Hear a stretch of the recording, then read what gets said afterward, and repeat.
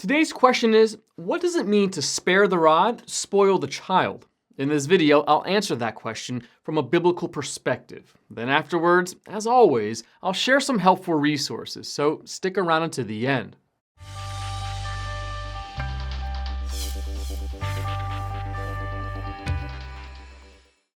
The phrase, spare the rod, spoil the child, is a modern-day proverb that means if a parent refuses to discipline an unruly child, that child will grow accustomed to getting his own way. He will become, in the common vernacular, a spoiled brat. The saying comes from Proverbs chapter 13, verse 24.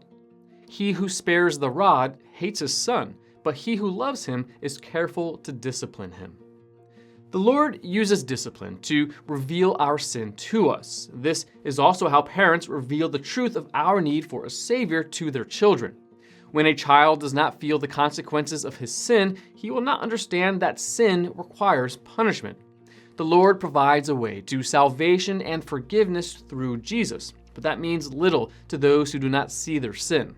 Furthermore, correction shows us that we are not above reproach and that we are accountable for our actions. Our natural pride blinds our need for a Savior, and discipline reveals the truth of our wretchedness. Since salvation is the most important choice the child will ever make, it is imperative that parents are leading him to Christ, and discipline is critical to this process.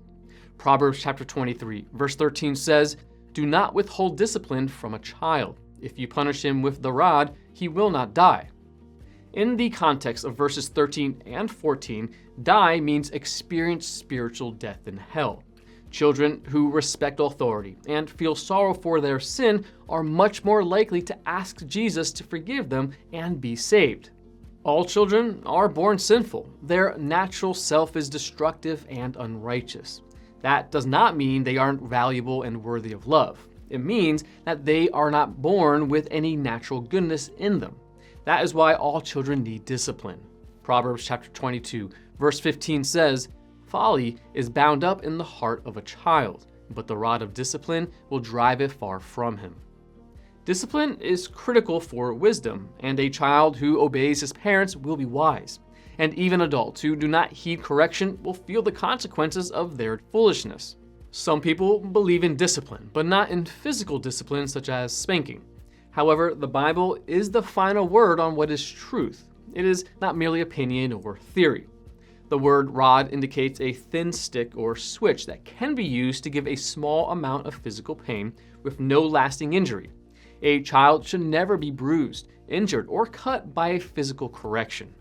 The Bible warns that parents should never abuse the power and authority they have over their children while they are young because it provokes the children to righteous anger. Physical discipline is always done in love, never as a vent to the parent's frustration.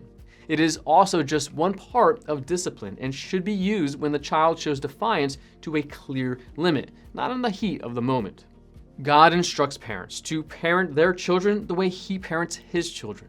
Hebrews chapter 12, verses 5 through 11 tells us that God disciplines those whom He loves to perfect their righteousness.